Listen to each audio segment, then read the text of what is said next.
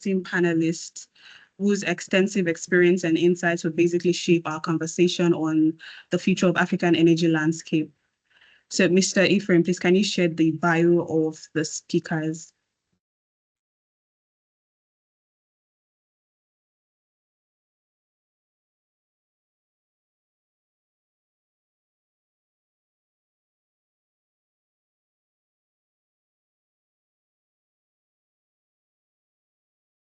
All right, so while we're waiting for Ephraim to share the bio, I'm just going to be reading the bio of the speakers while Ephraim sets it up. So the first speaker or first panelist is Kefa Ketusa Usubuga. So Kefa is the managing partner at Maples and Associates Advocate, a law firm duly licensed under the applicable legal regime in Uganda. It leads the firm's energy and environment and banking and finance practices. Kefa is a finance and energy lawyer advising on the development, financing, and regulation of energy and infrastructure projects. Kefa's broad practice sees him providing wide-ranging advice on transactions. Kefa has guided clients on national policies, public-private partnership, legal regime, electricity regulatory regime, and the wider legal investment framework of the country in the development of energy projects while engaging with regulators and government agencies. Kefa has keen interest in energy transition, low-carbon energy assets, and energy regulation. It's a privilege to have you here, Kefa. Welcome. Thank you so much. Yeah. So our next speaker is Marie Badaine. Marie Badaine is a lawyer at Alexander and Partners, a boutique law firm specializing in international projects and transactions, particularly in Africa and the Middle East. Marie Badaine focuses on project finance and innovative financing solutions across Africa, with expertise in energy, infrastructure, and industrial projects. She has a particular experience in facilitating cross-border transaction and investment between Germany and African countries. It's an honor to have you here, Marie. Welcome. Yeah, thank you very much. So our next speaker is Shushu Wong. We have Shushu Wong from London. Shushu Wong is a senior associate in the Energy, Power and Natural Research Practice Group in the London office of Ames Boone, an international corporate law firm headquartered in Dallas, Texas. Our practice focuses on renewables and oil and gas sectors, particularly on the structuring and execution of joint ventures and equity investment and disposal of companies and assets throughout the energy chain. Over the years, she has been involved in the range of international project transactions, including major government projects across the UK, Europe, the Middle East, Africa, Asia, and the Americas. She's a regular contributor to a number of industry journals, and her articles have been published in Energy Voice, Law 360, NS Energy, the Journal of the World Energy Law, and Business and Offshore Energy Today.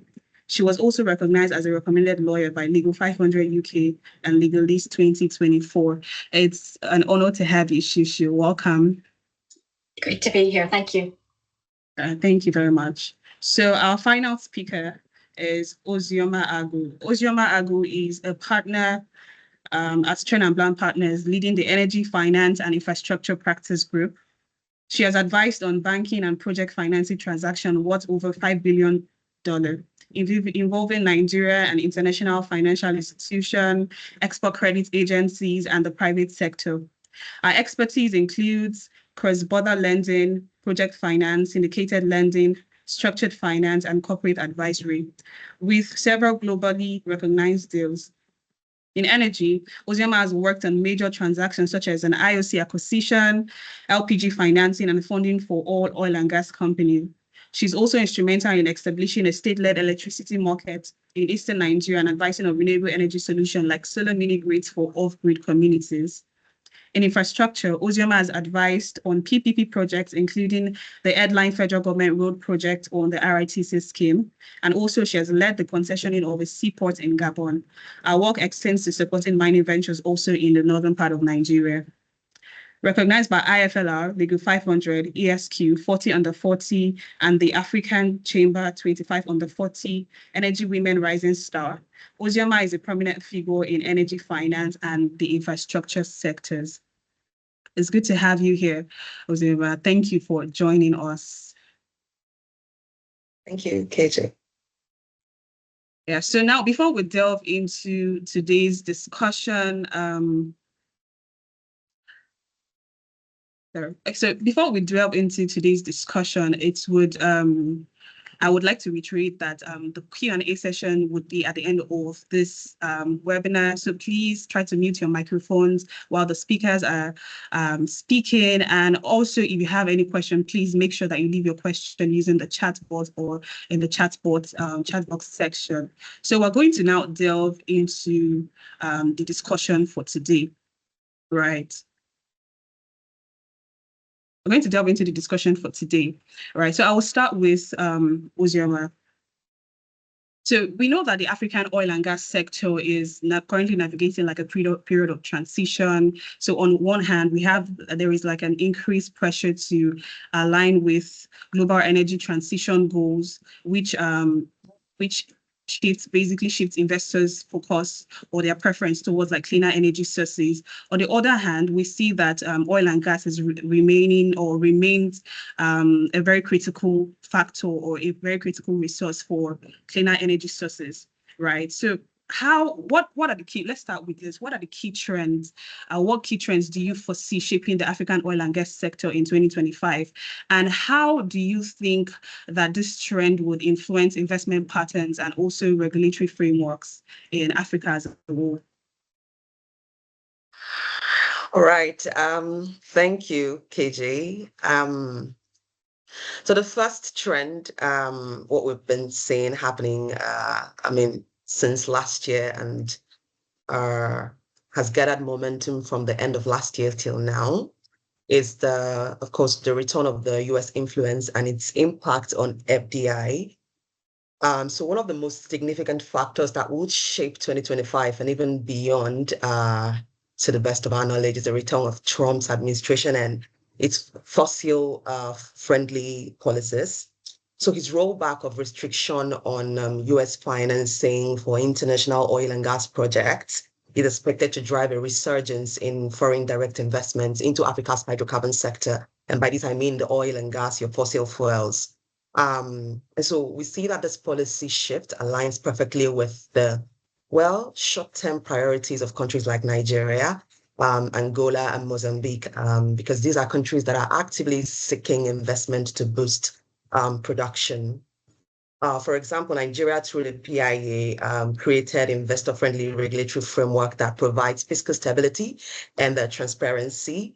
And this would attract US companies, who are eager to capitalize on the vast opportunities in Nigeria's oil and gas sector.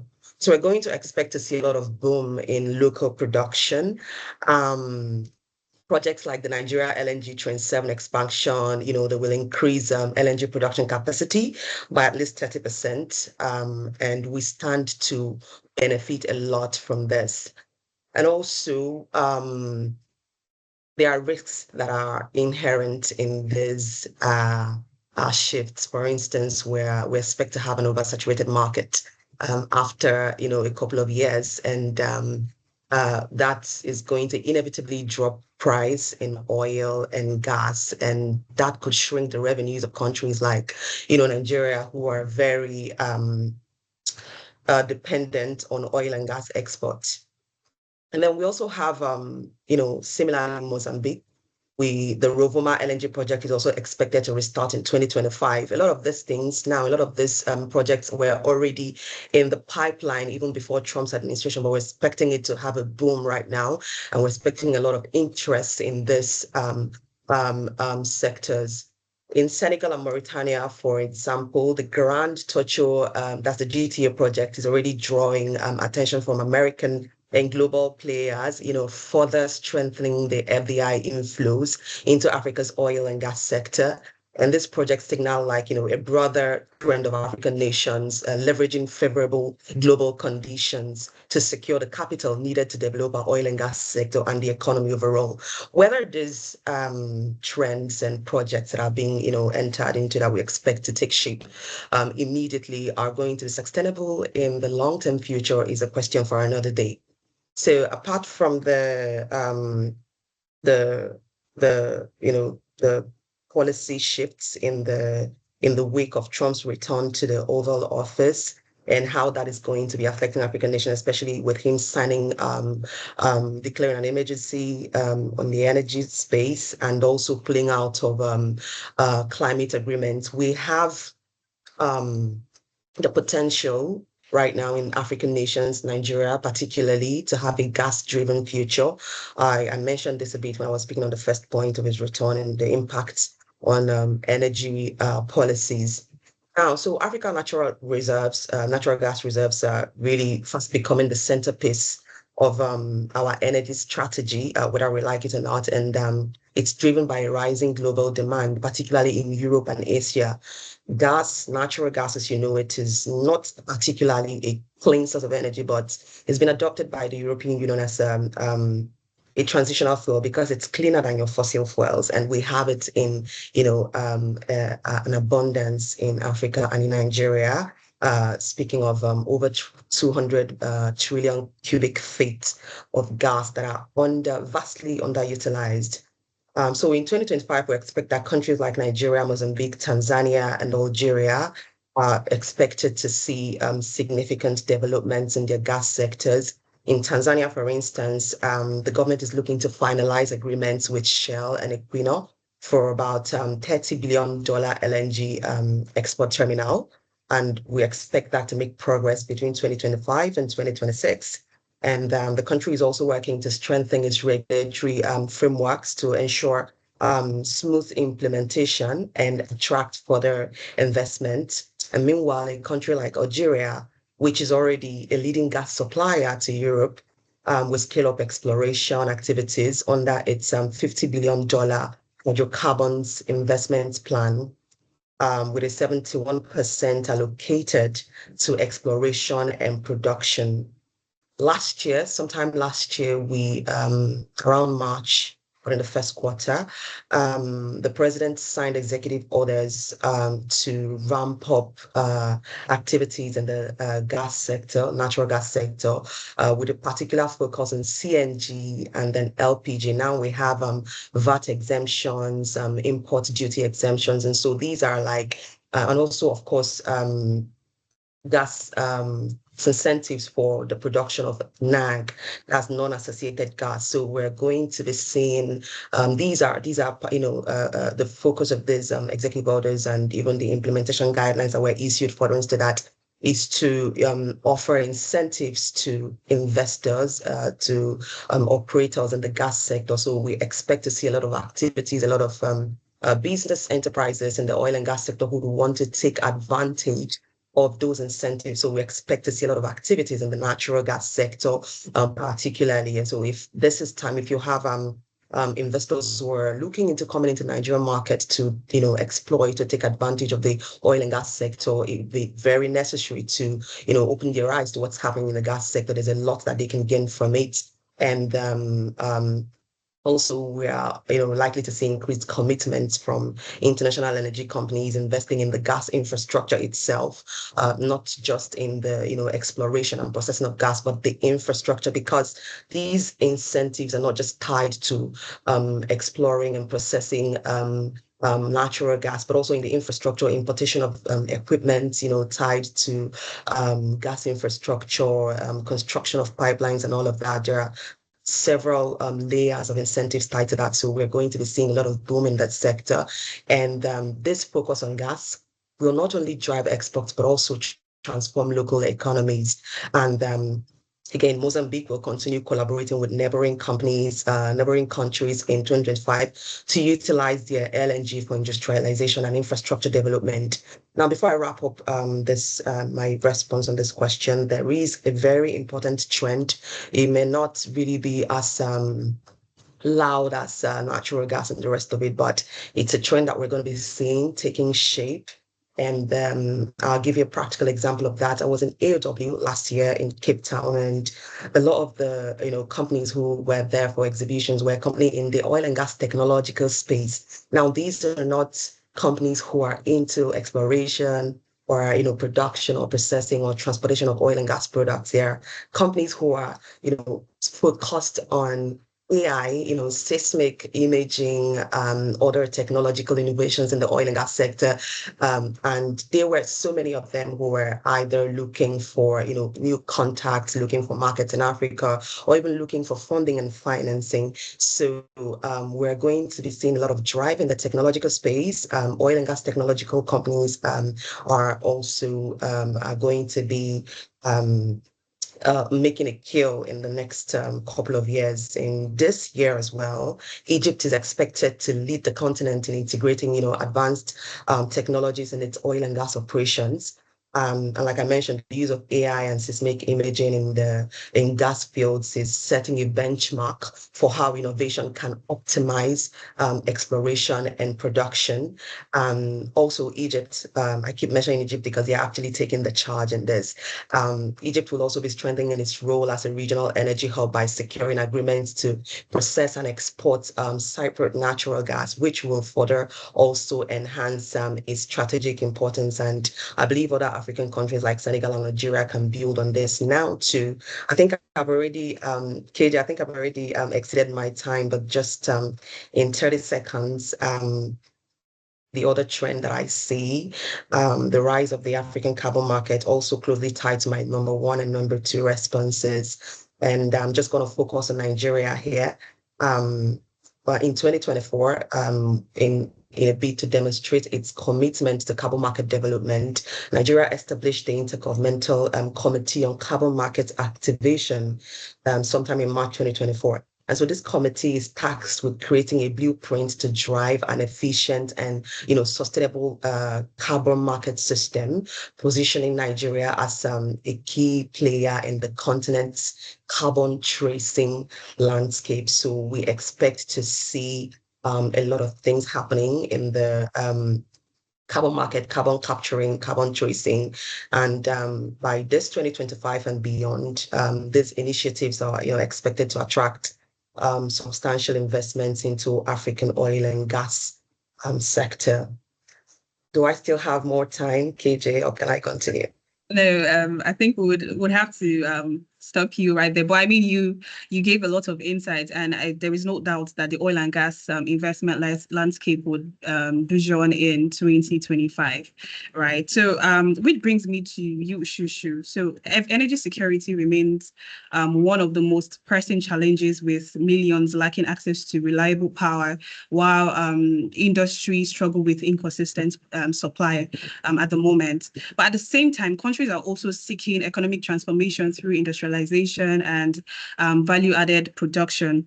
In the midst of all of this, LNG has been increasingly recognized as one of the key solutions and potential game changer in addressing these issues, right? So from an international perspective, how do you think LNG can be leveraged to enhance energy security, drive economic diversification, and also catalyze industrial development across the continent?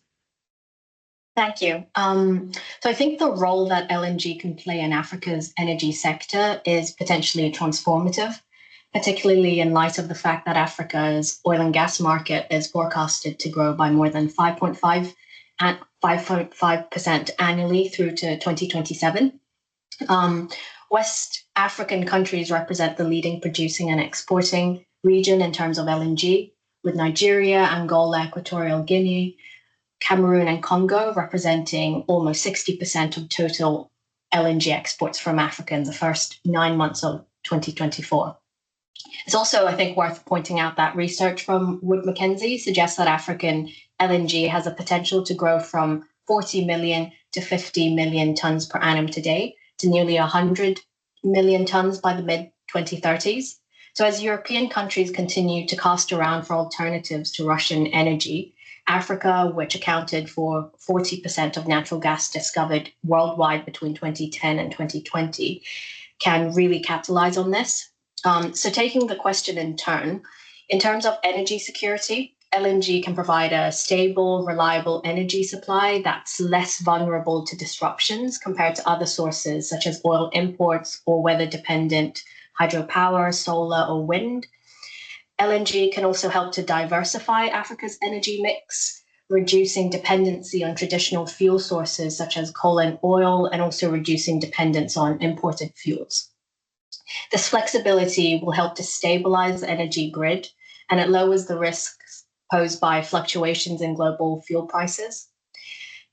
It's also worth pointing out that natural gas is expected to account for nearly 30% of Africa's energy mix by 2050. Hello. In terms of economic diversification, LNG projects often involve significant investment and infrastructure development. This can create jobs and help to stimulate local economies. For instance, the construction of LNG terminals, pipelines, and related infrastructure will need skilled labor and create a range of jobs in things like construction, operations, and maintenance. African countries that develop LNG infrastructure and become exporters of LNG can attract foreign investment and develop new economic sectors. The revenue that's generated from all of this can be reinvested into local economy, creating a more diversified and resilient economy overall. I think it's also worth pointing out that LNG can foster stronger economic ties with key international trade partners, particularly in Europe, Asia, and other emerging markets. In terms of catalyzing industrial development, LNG provides a reliable and affordable source of energy, which is crucial for powering energy-intensive industries like steel production, cement manufacturing, and mining. These industries are key drivers for industrial development and economic growth. LNG can also help to reduce the cost of industrial operations, and thereby that increases the competitiveness of African manufacturers on the global stage. Proponents of LNG would also argue that it would help solve Africa's cost of living crisis because its byproducts can be used for large-scale fertilizer production. And finally, I just wanted to also mention the raft of sustainability and environmental benefits with LNG. Despite it still fundamentally being a fossil fuel, it burns more cleanly than coal and oil and releases less carbon dioxide and sulfur dioxide. This makes it a key transitional fuel for countries aiming to reduce their carbon emissions while still meeting their growing energy needs. LNG is a very flexible fuel. It can complement renewable energy sources like solar and wind. And because of its ability to ramp up and ramp down quickly, LNG can provide backup power during periods when renewable sources might not be generating enough energy, and thereby it ensures a reliable electricity supply. Right. Thank you very much, Shushu. Thank you for breaking that down. With everything that you've mentioned, LNG clearly has the potential to reshape Africa's energy landscape. But to fully realize the potential, regional collaboration is critical, right? So, Kefa, we know that no country can fully unlock its energy potential in isolation, right? So regional collaboration is vital in ensuring that investment flows smoothly. Also, that it's also important that to know that regional collaboration would also help in making sure that infrastructure is efficiently developed, and also that policies also help to make policies harmonized across borders. And I know that the East African community has been making strides in this regard in the past couple of months. And but I would always say that there's still a long way to go regardless, right? So how, in your view, how do you think countries within the East African community can work together to harmonize policies in order to attract investment in the natural gas sector? All right, thank you so much, Kolajo. You stated it right that there's been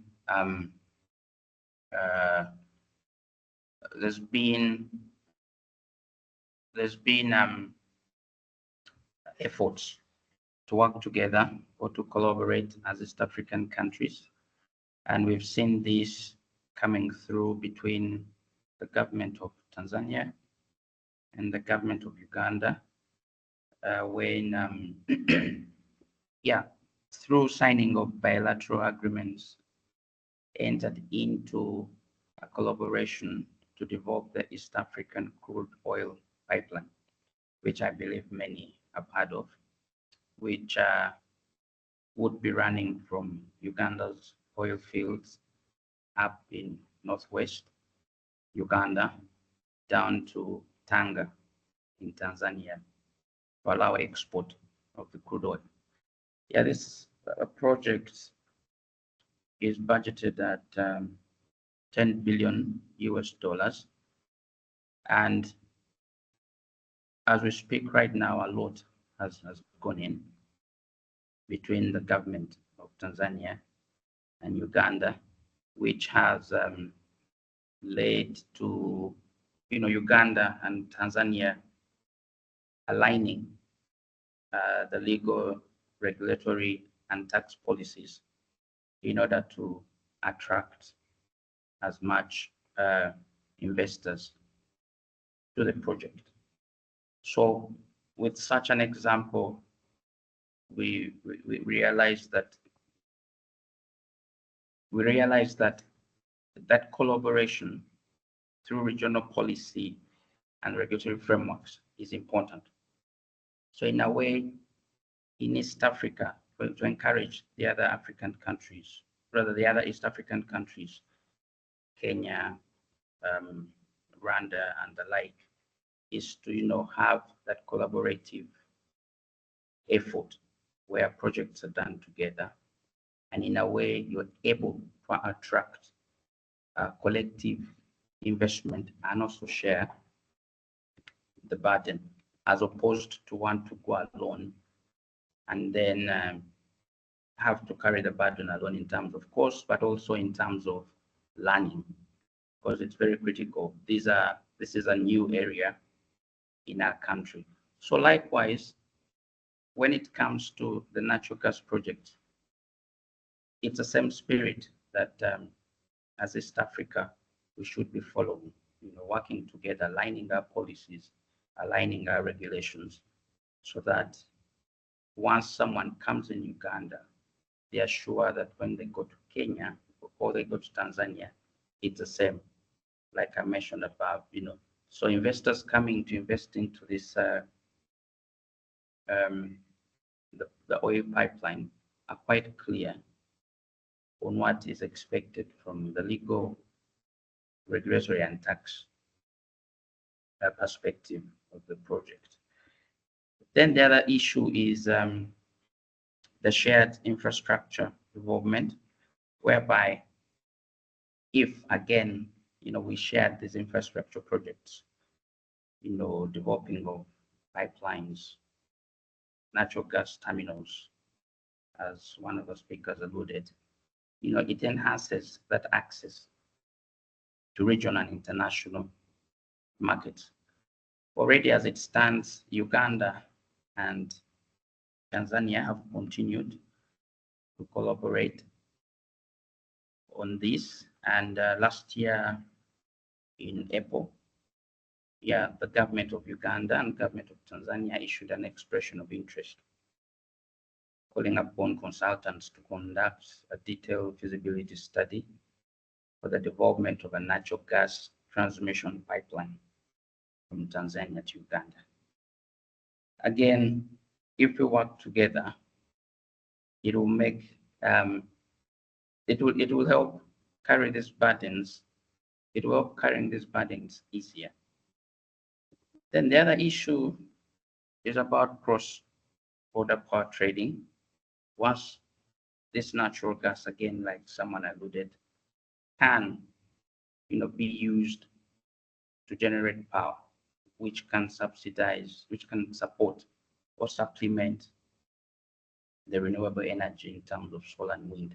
So if we work together as countries, again, that cross-border electricity trading would be enabled, creating an integrated regional energy market that maximizes the use of natural gas for electricity generation. I just have 3 more points to make.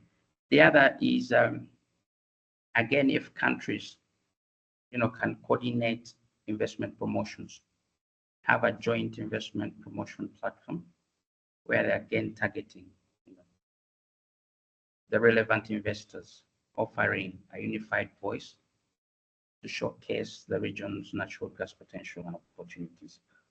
Already in Uganda, I believe with that feasibility study, there's been a little discovery, but with the feasibility study, I guess it will give more information, to lead on what happens next. Then very critical to all these projects, like I mentioned, these are new projects that have just come in. I know the Western world has been at it for quite many years. In Africa, oil in Uganda was discovered in 2006. We are talking of 2025 is when we expect the first oil out of the ground. So it's still a new area.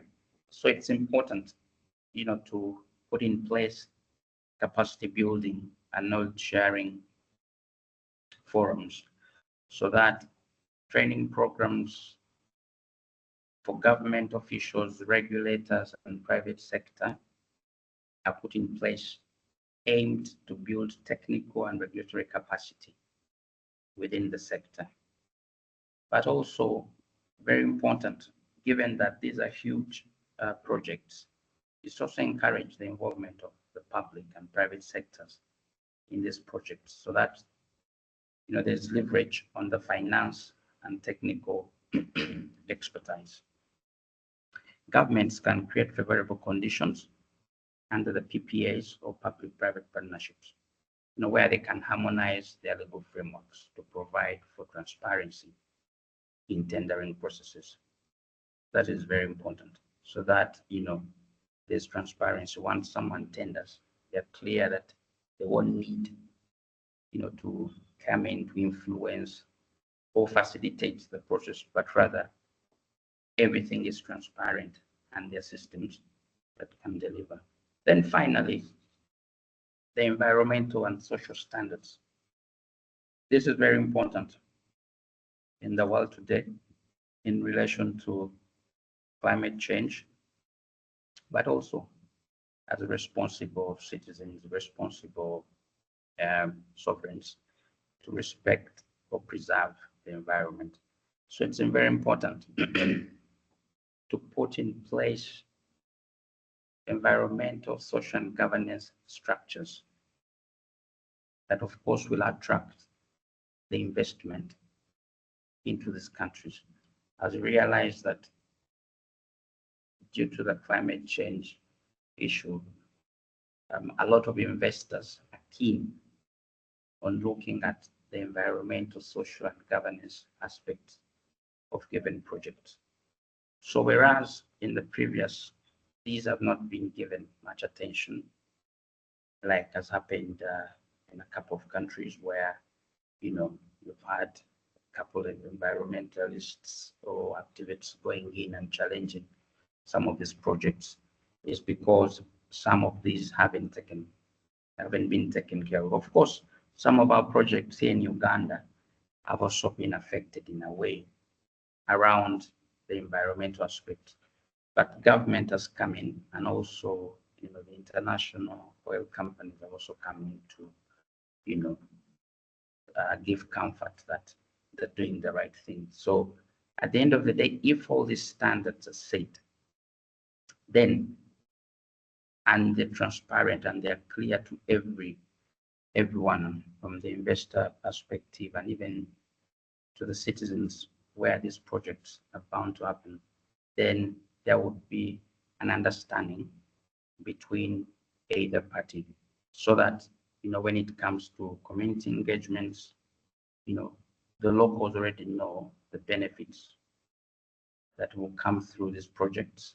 They've been involved, their ideas have been taken, and in one way or another, they know what is happening and how they're going to benefit from these projects, in both in the short, mid, and long term. So in conclusion, basically, collaboration remains important. Like that African proverb puts it, that if you want to go far, go alone. But if you want to go fast, go alone. If you want to go far, go together. Meaning that we are able to, you may be able to achieve quick results by working alone, but for the long-term success, collaboration, teamwork is very important. Thank you.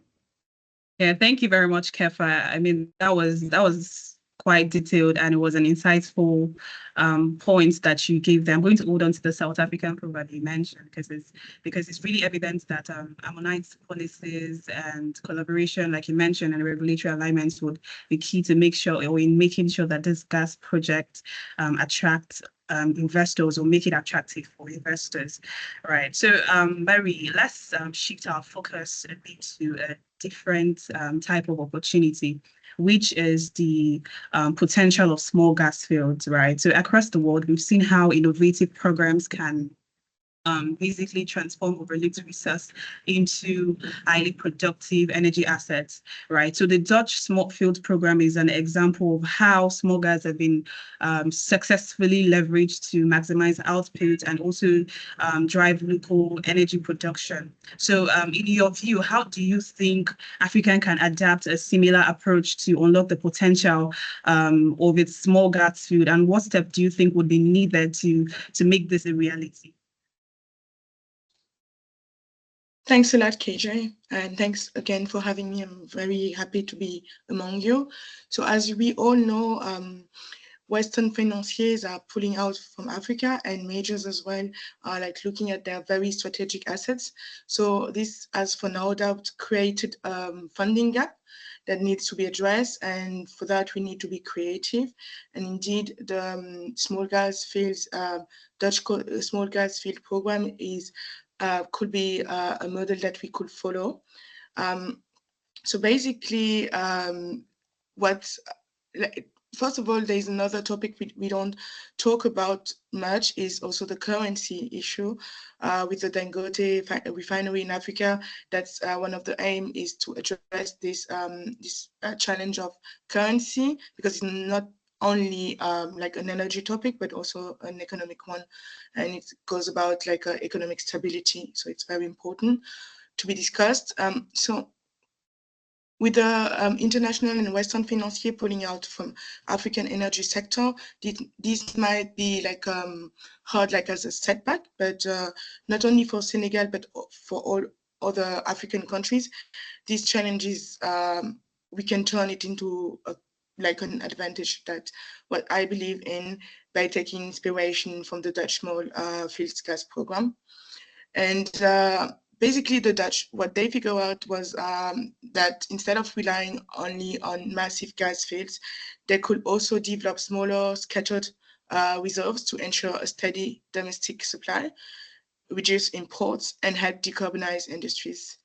So as for Senegal, we have a great potential, because we already have like the ongoing Fortezas operations. Those are gas fields in the Ganjaga Basin in Senegal. They are supplying Senelec, Socosim, and other industries, reducing the country's independence on imported diesel and heavy oil fuel, HFO. So one could think of expanding this model and strengthening Senegal's industrial base while enhancing also the energy security. No, there's not just currency advantage by doing so, but also reducing fuel imports, and by doing so, limiting the exposure of the country to exchange rate, and also keeping more of the energy spending in local currency, which is very critical for government and also private sector. So moving forward with this idea, with this innovative model, we believe that also NOCs can play a huge role as this regard in developing small fields program that the majors overlook oftentimes, and making sure that local resources benefit local economies. Also structuring financing for smaller ONGs, ONG projects using, for instance, PPPs, because we know, and carbon finance, by the way, because we know that like the traditional financing models are suited for large scale ONG projects. So by involving NOCs into developing these small fields program, we could then come up with innovative new financing models that are more suited for this scale of projects, so to say. And we could also at the same time strengthen the local currency stability by reducing dependence on dollar-dominated fuel imports. Just to go on the climate and financial opportunity on this idea, one of the things that one could do by following the Dutch small fields gas program is also monetizing the avoided GHG, gas house emissions. Reducing fuel imports will lower for sure transport-related emissions, and also for sure then allow to kind of involve like climate aligned investors into this project. And for Senegal in particular, because Senegal has been pledged under the Just Energy Transition Partnership, 2.5 billion euros by international partners, one could use these capital to unlock this type of projects. Because as I mentioned earlier, they will for sure allow to reduce like carbon emissions related to the import of gas. So basically, in a nutshell, having the Africa Energy Bank coming online, these very African-focused type of project and structuring could be developed under the leadership of the African Energy Bank, and NOCs will be central in doing so by developing and financing these small gas onshore projects and leveraging carbon finance to do so, and so that we can free the capital for in terms of currencies and also generally speaking or economic capital for other projects, and especially for financing the infrastructure, which is very key. And yeah, so that's what I wanted to say about the topic. And yeah. Yeah, thank you very much. Thank you very much, Marie. So because of time, we'll just jump right into our second set of questions. So so far we've covered investment trends, we've covered the role of LNG, we've covered small gas field, and also regional collaboration, like Kefa spoke about. So now we're going to be exploring some of the key factors that would influence the success of this development that we've all mentioned. So before I jump into the questioning, I just want to reiterate that please, don't forget, if you have any questions, please drop it in the chat box session, and after our panelists are done speaking, they would address your question accordingly, or your questions accordingly. So please, we're expecting your questions and contribution, if any. Right. So, Marie, I'm going to come back to you. Right. I know that you mentioned how small gas are often, small gas fields are often overlooked, despite the fact that they hold significant potential to supplement energy supply and also improve local economies. Right. However, beyond optimizing this field, the energy sector is rapidly evolving, right, with technological advancement, like Ozioma mentioned earlier on, which is playing a key role in making gas exploration more efficient and sustainable. So in your view, how can Africa tap into this technological advancement to improve natural gas exploration and also boost efficiency, and also make sure that the industry grows in a way that's both impactful and sustainable? Sure. Yeah, thanks, KJ, again for the question. So basically, we know, as mentioned earlier, that the Western financiers are pulling out from African energy projects. And one thing that the African sector has forever like kind of suffering about was like to make himself like investor friendly. And NOCs in Africa like suffered a huge disadvantage because when attracting investors, because they didn't always have access to high quality geological and geophysical data. So traditionally, the big oil majors were the one funding the exploration, and then by doing so, they were conducting seismic studies, funding everything on their balance sheets, and in doing so, kept keeping like the full control over the data, the risks, and ultimately the investment decisions. But now I think things are changing. Western financiers, as mentioned earlier, they are pulling back, but this again can be a challenge that can be turned into a real opportunity, because NOCs can take advantage of this momentum to take control of their own data strategy. How will you ask? Thanks to technology, because we are observing tremendous advancement as to the technologies in the oil and gas sectors, as Ozioma mentioned earlier on. And basically now African NOCs and energy operators have access to a bunch of technologies like high resolution satellite technology to detect hydrocarbons, identify key geological structures, and even monitor like environmental challenges. And again, coming back to that, monetizing these reduction of GHG emissions. They also have access to advanced offshore mapping boats and vessels that can use a bunch of variety of technologies like magnetometry and multi-beam sonar to give a much clearer picture of what's beneath the surface and even in deep waters and marginal fields. Of course, we all think about AI and big data, as also earlier mentioned by Ozioma, that could unlock some opportunities by combining the new data with the old seismic studies, creating a more refined, investor-friendly geological model that actually makes sense for potential partners. So then it's really exciting because basically African NOCs have decades of geological data sitting in their archives, and they could use them because most of these data have been labeled before as non-commercial, but by using the new available technology, they could like interpret these data properly in a new way and maybe unlock new opportunities. These processing techniques offered by the vessel companies and geophysical service providers allow to reassess and reinterpret and unlock, again, new opportunities by revealing overlooked opportunities in the past in basins that have already been explored. So how will you then finance this, would you ask?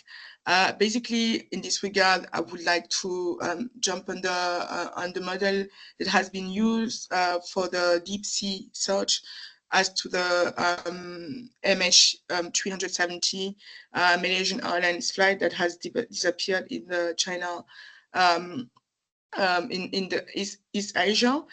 So basically a private company called Ocean Infinity come up with a revenue sharing model that allow the Malaysian authorities not to pay upfront for the deep sea search operations, but then in terms of success, then they'll get like a share in the or they get a payment. So this very model could be replicated in the African energy sector by basically proposing a revenue sharing model between NOCs and vessel companies.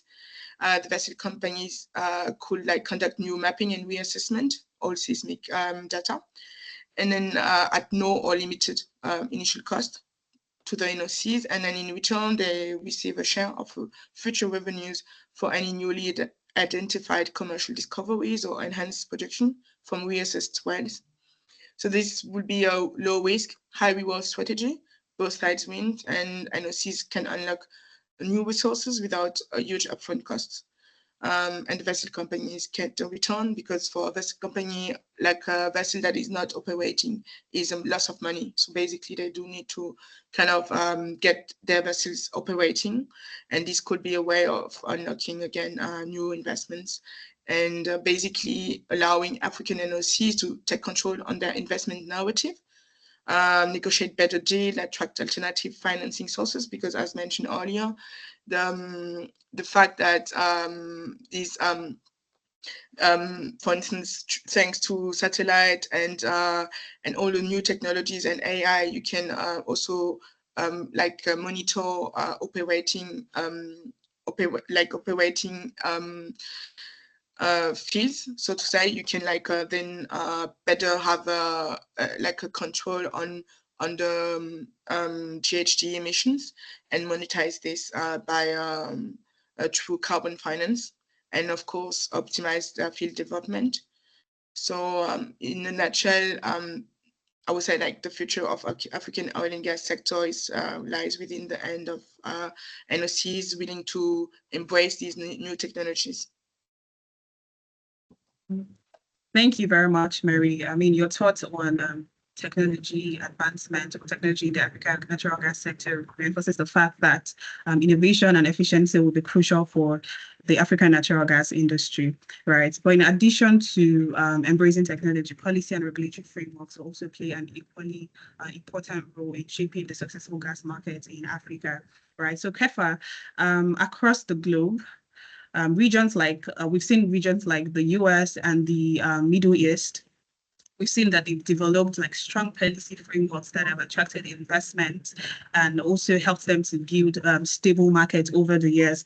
And so many African nations, we see that many African nations are still navigating how best to structure their markets and ensure long-term growth while learning from global best practices. So from your perspective, what lessons can African nations learn from established natural gas hubs like the US or the Middle East, even Europe, so to say, to strengthen their market? And also, do you think there are any regional policy trends you see emerging in East Africa that could influence the broader African energy market?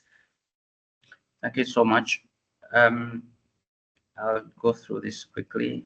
Maria has touched on the technology and she's done a good job. So I'll look at the other areas, which are about 4 in number. What has happened is that the Middle East, the US, have massively invested in their infrastructure. This includes pipelines, LNG terminals, processing plants, which have facilitated efficient transportation, distribution, and export of natural gas. So as Africa, we need to be ready to build and modernize the infrastructure that is critical to fulfill this potential. So stronger logistical networks will allow for greater access to local, regional, and global markets. So again, this brings me back to one of the points I mentioned earlier. This will now bring us into the regional cooperation. If we worked together as countries, then of course on this project it will be easier. What has happened with the Middle East countries, they've benefited from collaborations, between state-run entities, private companies, and neighboring nations to maximize the production and distribution of gas. So we need, as Africa, to push for the greater regional integration, whereas countries will work together on shared infrastructure, get into joint ventures, support each other on cross-border energy projects to ensure stability and also maximize resource potential. So in so doing, it's also important, these are long-term projects. They're not going to close tomorrow. So even as we plan, as we put these things together, as Africa, we need to learn that it's a long-term, process. We need to have a long-term strategic planning. It's not going to happen overnight. So what has happened is that in the Middle East, countries like Qatar have succeeded because of their long-term strategic planning and focus on developing global LNG markets. They've invested in the technology, they've invested in market intelligence, set up long-term production and export goals. So as Africa, we need to have that planning that will help us develop that unified long-term thinking for the natural gas industries, balancing the short-term gains and the future stability. I mean, Shushu mentioned the advantages of natural gas. So if, as Africa, we can enhance this with a long-term plan, because there's a lot going on, and yet the demand of energy is not growing short. So these are critical lessons as Africa, that we can pick on to see how we can further evolve our natural gas sector, which of course it's in its infancy for most of our countries. Then in regard to the regional policy trends in East Africa, mostly the trend has been around renewable energy integration, where you have countries like Kenya, Ethiopia, Tanzania, Uganda, leading charge towards renewable energy integration. Yeah, for example, in Kenya has made really significant strides in developing geothermal, wind, and solar energy. And while Ethiopia continues to reign when it comes to hydropower. Equally, Uganda, we could put it at 95% of all our power as we speak today is all coming through renewable energy. So as we continue to develop, as countries continue to develop this capacity, that's the model that seems to be, growing within the African nations, looking to diversify away from them. Thank you very much. Yeah, thank you very much, Kefa. And then finally, okay. Just finally, there's also been another trend of energy access, off-grid solutions, whereby the hard-to-reach areas, have gone on to have off-grid energy solutions. So we have had mini-grid solar home systems, bringing power to some of these rural areas, in addition to the known sources of energy. Thank you. Thank you very much, Kefa. Thank you. So we are sort of running out of time. But before I ask, I want to bring Shushu in. But before I bring Shushu in, there's this question that I really would love to ask Ozioma. Right. So beyond regulatory compliance, we are, fortunately for every panelist, we all work at law firms, right? So we can attest to the fact that law firms today are increasingly playing strategic roles in energy transactions, be it advising on deal structuring, risk mitigation, policy interpretation, and the likes, right? However, with evolving dynamics of the energy sector, legal practitioners would need to go beyond the traditional legal advisory roles and also position themselves as strategic business enablers, or lack of better word, for companies that are looking to navigate the Africa energy space. So how best do you think law firms can position themselves to stay ahead of the curve?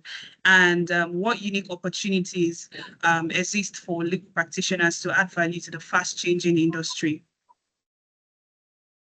Yeah, thank you, KJ, for that.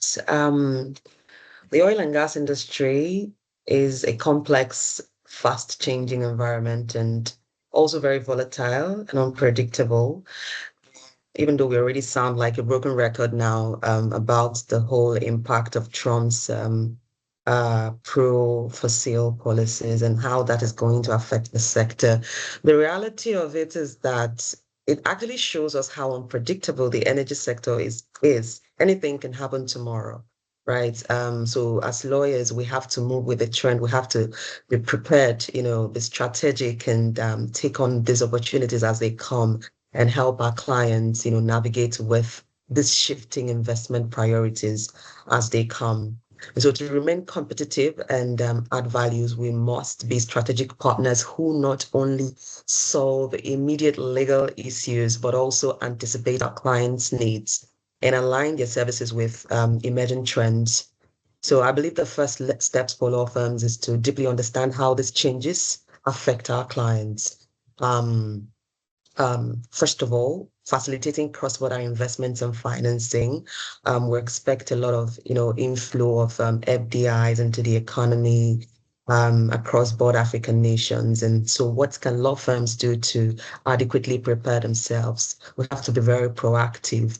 There would be a growing demand for sophisticated legal counsel on cross-border transactions, especially as we position ourselves as key energy suppliers across Europe and Asia.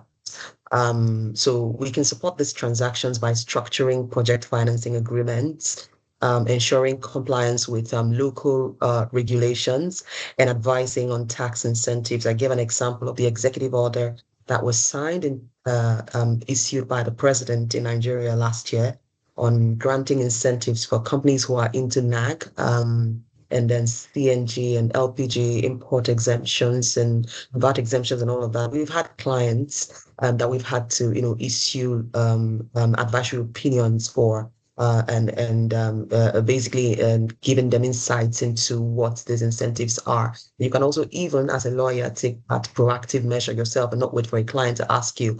You have clients who are coming into Nigeria to do businesses, and so you can, on your own, as a value add to your clients, issue them with such opinions that gives them more insights as to what the sector offers them, and also structure their financing agreements, their joint venture agreements to, position them to take advantage of these incentives.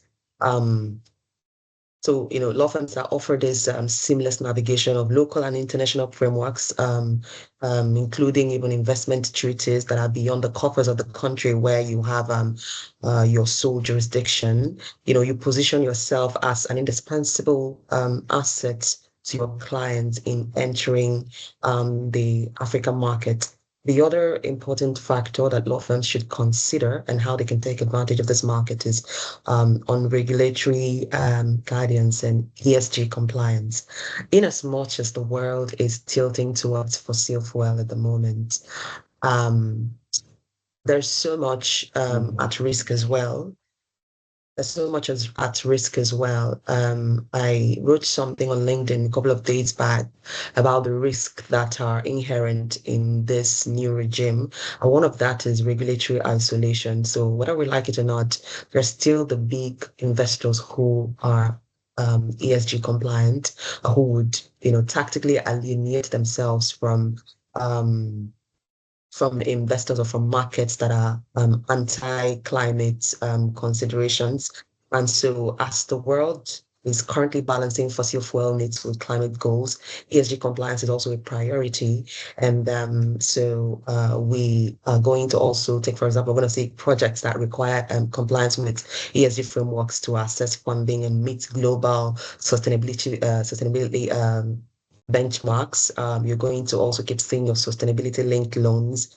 And so law firms can basically draft, carbon offset agreements, help their clients implement emissions reporting systems, and also negotiate with regulators on carbon credits allocations. We have regulations in Nigeria. There's a publication that we did recently on carbon credits and carbon capturing, carbon tracing, and all of that. So helping your clients understand how this impacts them and then helping them to negotiate better is very key.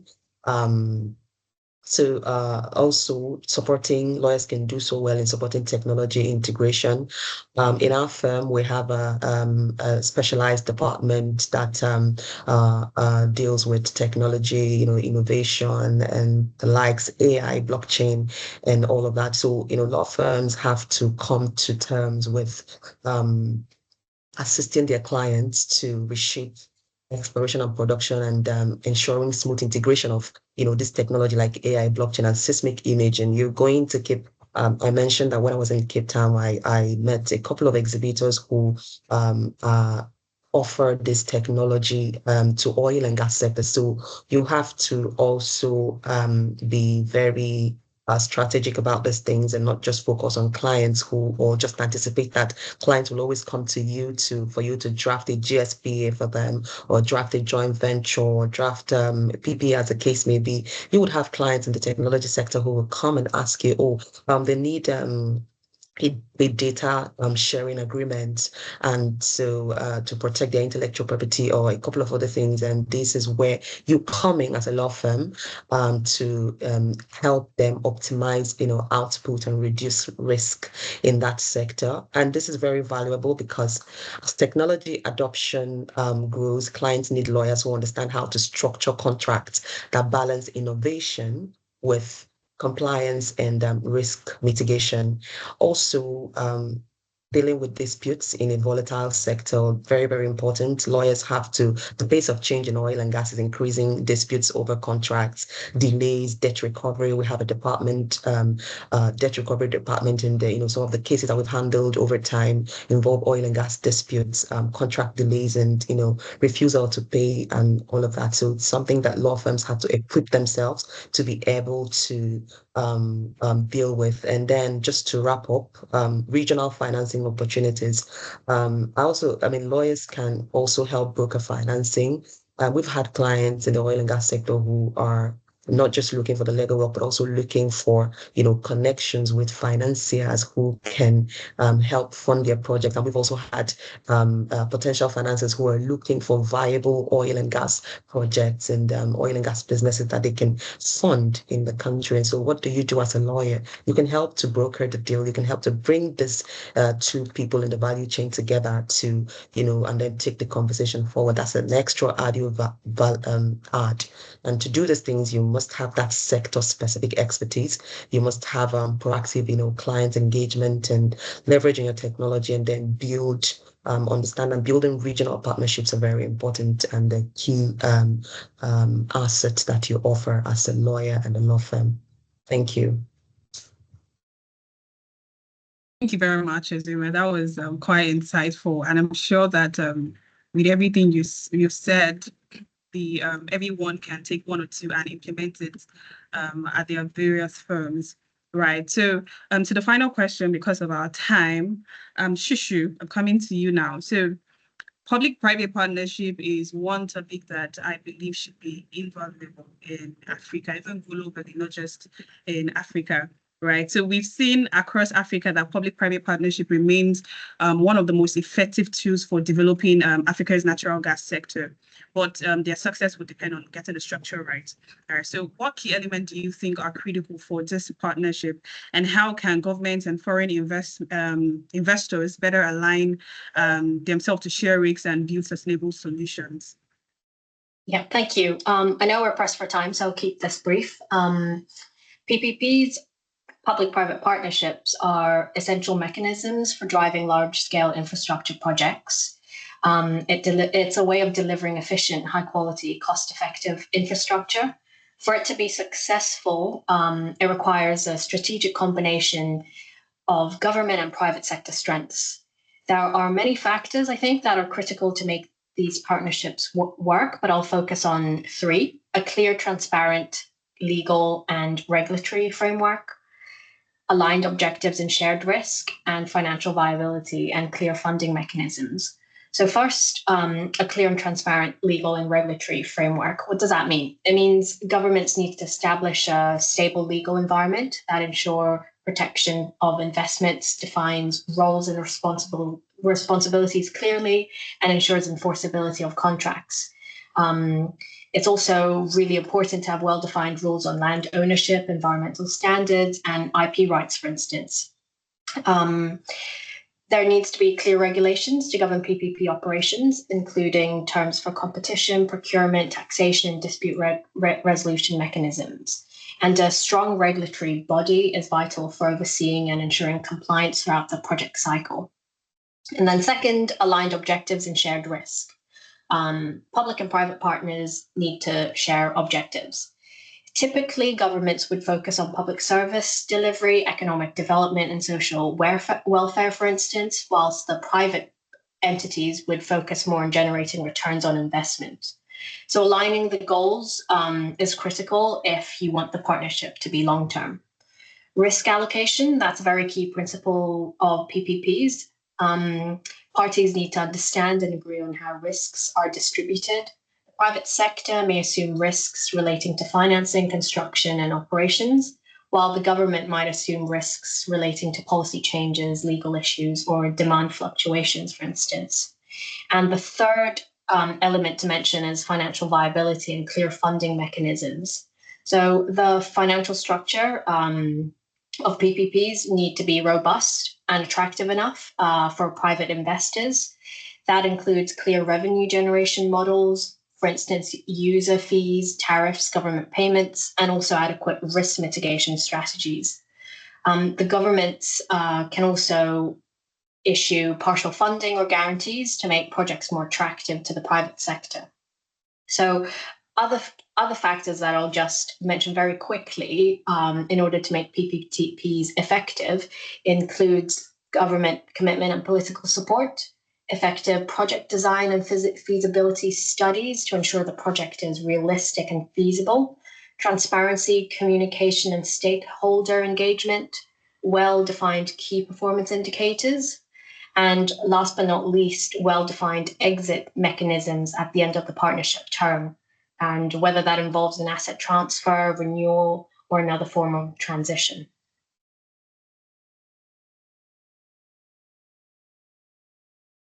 Yeah, thank you very much, Tisha. That was quite concise, and I'm really, really grateful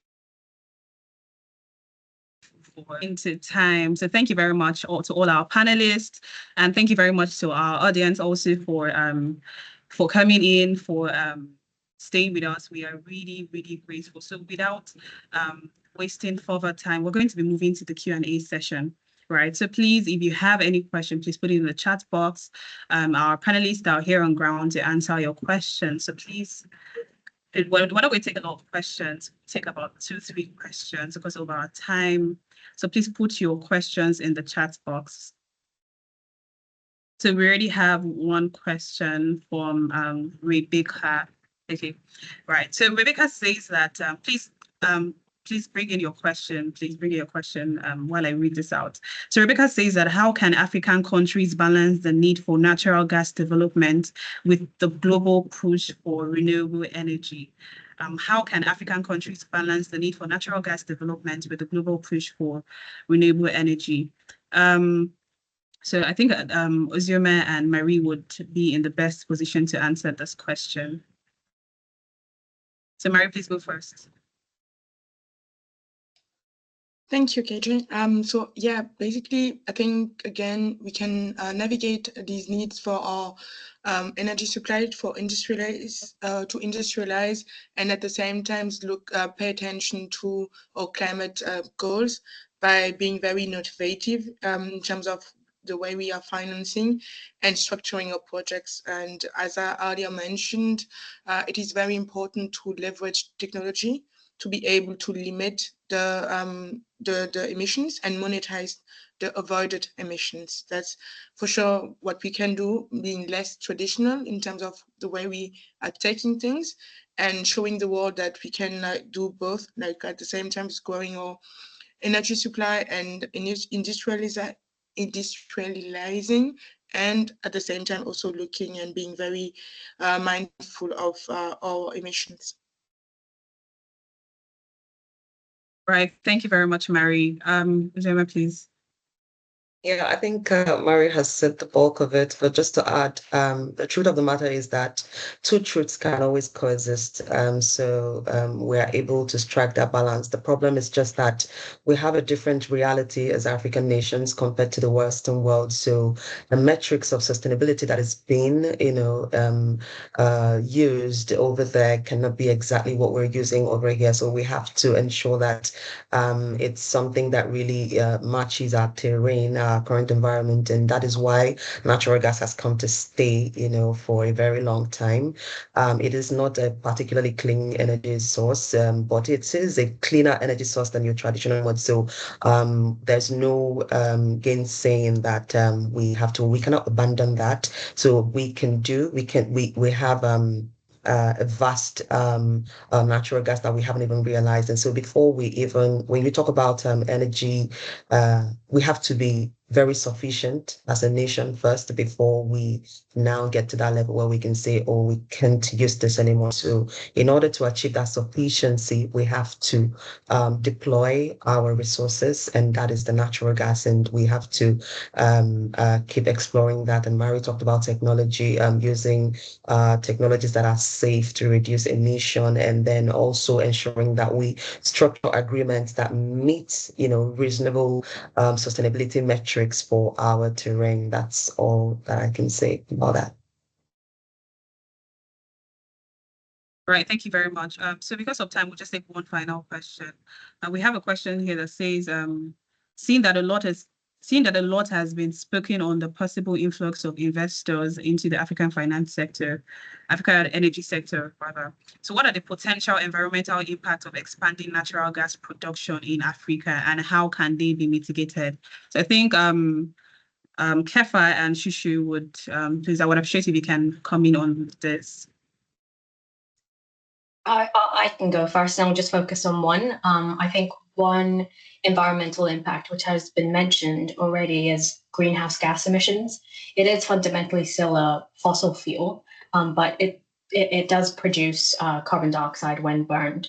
But there are mitigation factors, such as investing in CCS, carbon capture storage technologies, to capture the CO2 emissions from natural gas, and also reducing flaring, which means the burning of excess gas during production, can help to decrease carbon dioxide emissions and methane emissions.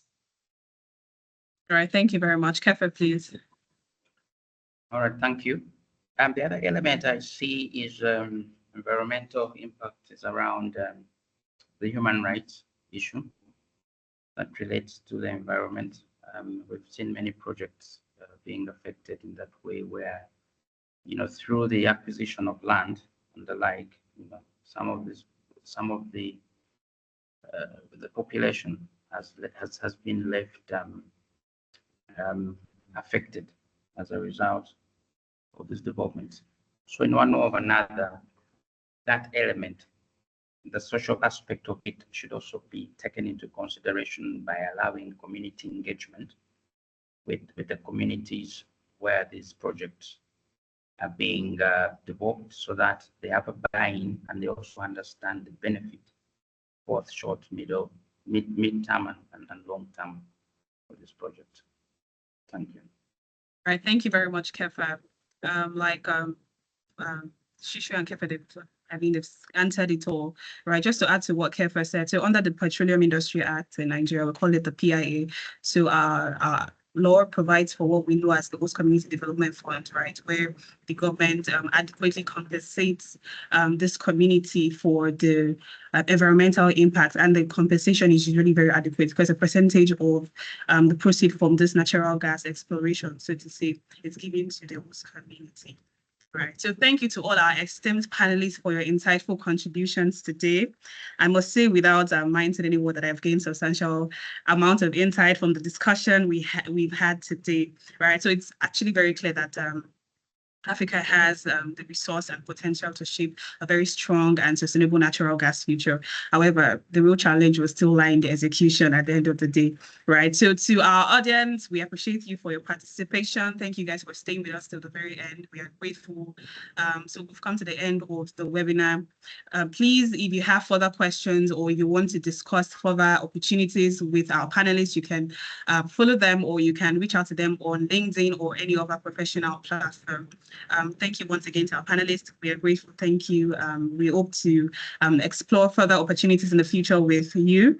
Yeah, thank you very much. So this is the end of the webinar.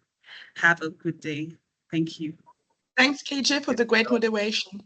Thank you. Thank you. Thank you, everyone. Thanks. Bye.